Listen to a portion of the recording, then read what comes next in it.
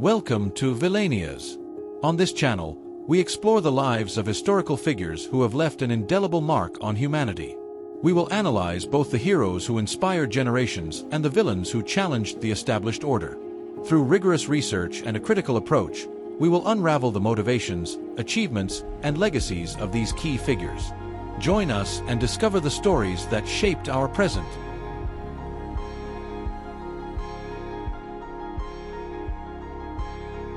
The life and legacy of Emperor Trajan Optimus Princeps.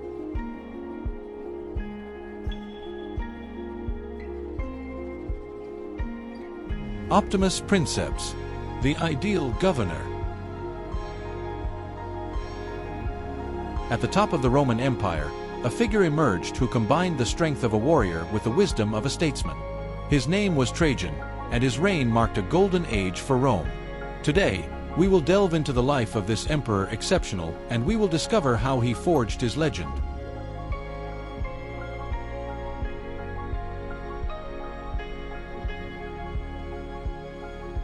Born in Italica, a small town in Boeotia, Trajan came from a family of equestrian class. His father, a prominent military man, introduced him to the world of the legions at an early age. Trajan demonstrated an innate talent for leadership and military strategy, quickly rising through the ranks. His experience on the borders of the empire, facing various threats, forged him as an experienced and fearless soldier.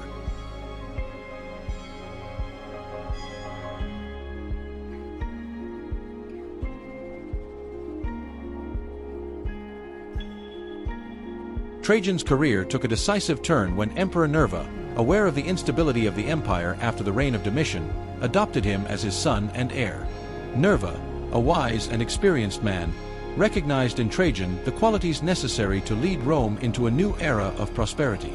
Trajan's adoption was a momentous event, marking the beginning of a new dynasty and uniting the military virtues of Trajan with the political wisdom of Nerva.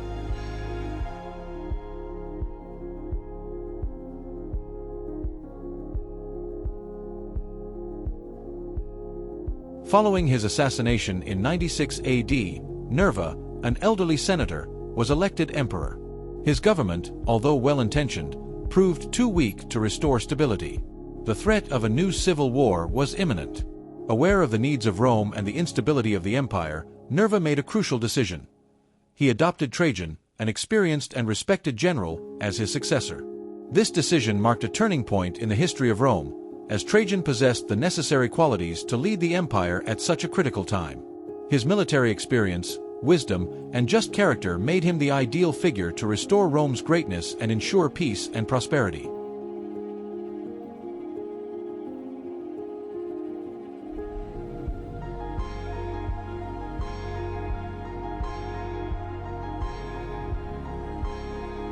Trajan's formation as a leader was the result of a combination of factors. His military education equipped him with the skills necessary to command armies and meet challenges on the battlefield. However, his time in the provinces allowed him to understand the needs and aspirations of the conquered peoples, making him a just and empathetic ruler.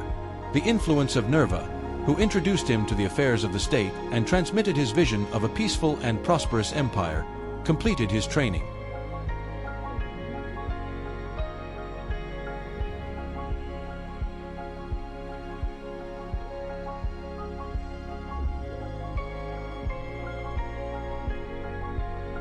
Upon assuming power, Trajan faced great expectations. The Romans, tired of Domitian's excesses and tyranny, longed for a strong and just leader who could restore Rome to greatness. Trajan, with his reputation as a victorious general and his noble character, represented the hope of a new era. His accession to the throne was greeted with great enthusiasm by the Senate and the Roman people, who trusted that Trajan would be able to guide the empire towards a bright future.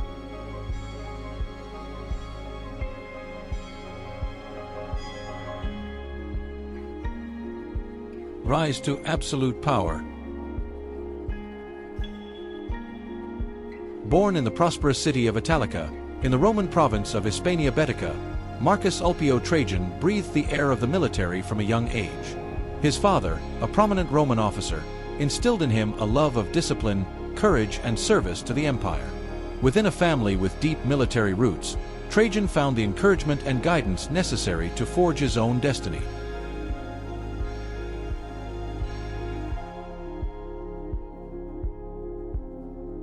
From a young age, Trajan demonstrated an innate aptitude for command and a bravery that distinguished him from his peers.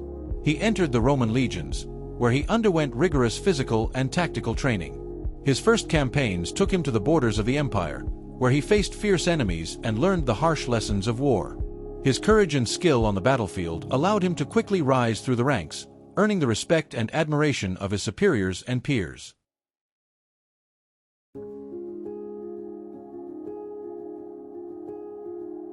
Trajan's military campaigns took him across vast regions of the Roman Empire, from the cold steppes of Europe to the deserts of the Middle East. These experiences allowed him to come into contact with diverse cultures and peoples, which enriched his worldview and prepared him for the challenges of governing such a diverse empire. In the provinces, Trajan learned to value the importance of justice, tolerance, and respect for local traditions.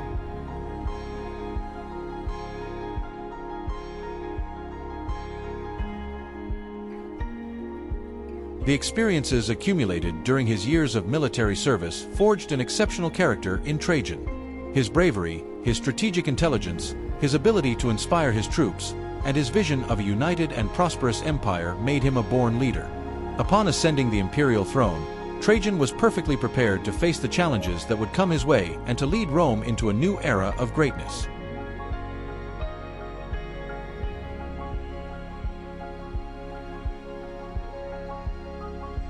With the ascension of Trajan to the imperial throne, Rome was at a turning point. After a period of instability and tyranny, the arrival of this experienced general and administrator promised a new dawn. His reign, which would last almost 2 decades, would mark a golden age for the Roman Empire.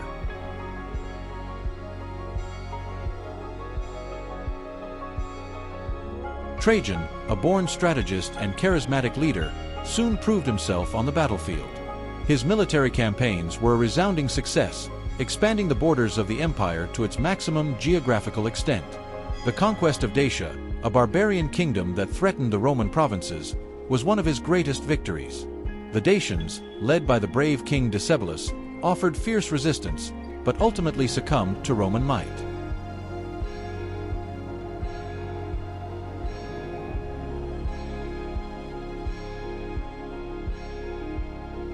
However, Trajan did not limit himself to conquest by force. Many kings and kingdoms, faced with the evidence of Roman power and the wisdom of Trajan, preferred to submit peacefully. The Roman emperor knew how to forge strategic alliances with various peoples, ensuring the stability of the borders and avoiding unnecessary conflicts.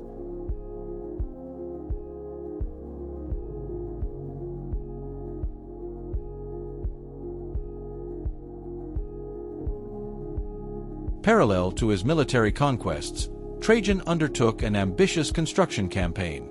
Trajan's Forum, a monumental public square located in the heart of Rome, is perhaps his most emblematic work.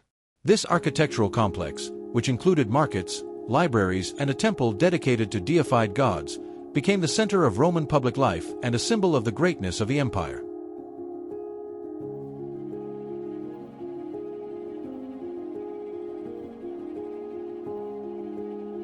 One of Trajan's main collaborators was Lucius Quietus, a Roman general of Hispanic origin. Quieto stood out for his bravery, his loyalty, and his great military capacity. He accompanied Trajan on numerous campaigns, playing a fundamental role in the conquest of Dacia. The close relationship between both men was fundamental to the success of Roman military enterprises. Quietus was rumored to be the true heir to the throne and that Trajan had destined him to succeed him. However, after Trajan's death, Emperor Hadrian, a grandnephew of Emperor Nerva, rose to power. Shortly afterwards, in a sort of Night of the Long Knives, Quieto was assassinated, along with other generals and senators who could have posed a threat to the new emperor. Quietus's death marked the end of an era and revealed the palace intrigues that often accompanied dynastic transitions in Rome.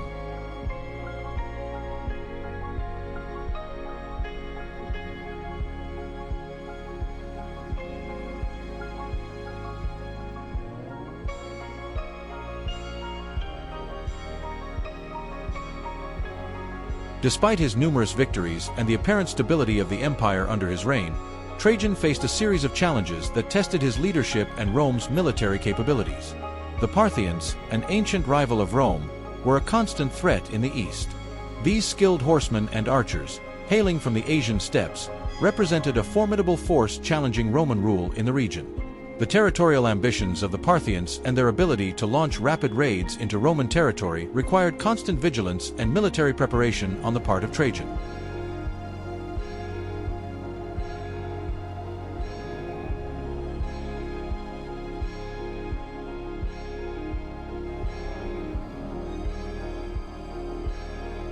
In addition to the external threat, Trajan had to deal with a series of revolts and uprisings in the most remote provinces of the empire.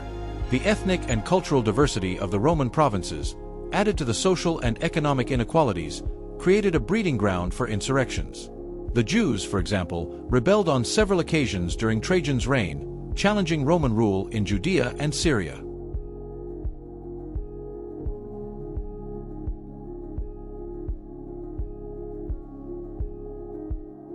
However, Trajan proved to be an exceptional leader, capable of facing these challenges with determination and flexibility. His military skill, forged in numerous campaigns, allowed him to design effective strategies to contain the Parthians and quell revolts in the provinces. Furthermore, Trajan was aware of the importance of diplomacy and negotiation. On many occasions, he preferred to resolve conflicts peacefully, establishing alliances with other peoples and offering concessions to rebellious subjects.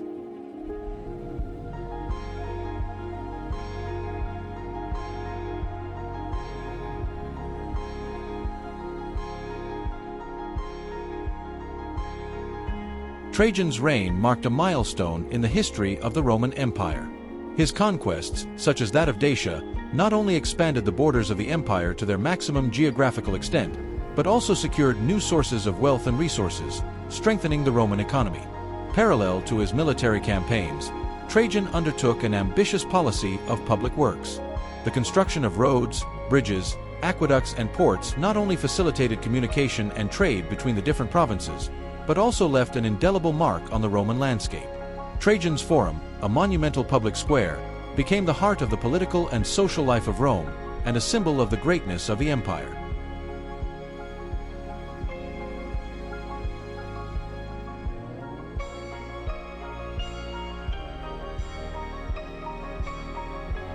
The succession fell to Hadrian, a great-nephew of Nerva and adopted by Trajan.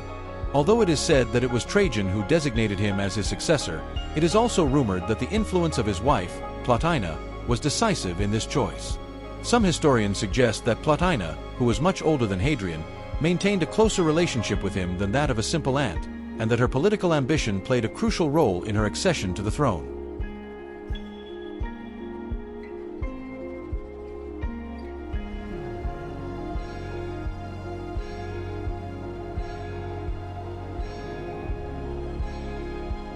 Despite the differences with his predecessor, Hadrian also left an important mark on the history of Rome.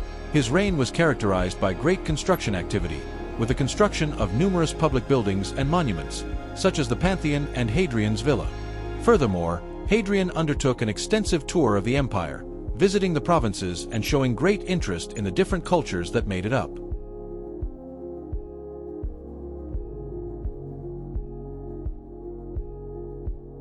If you've enjoyed the video so far, it means I deserve your like and subscription.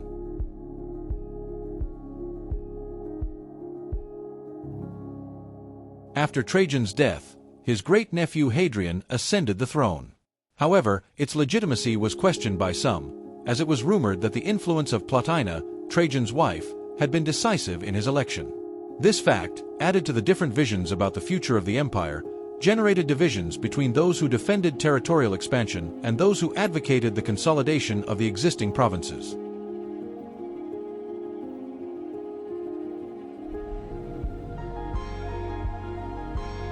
Hadrian opted for a more conservative policy than his predecessor.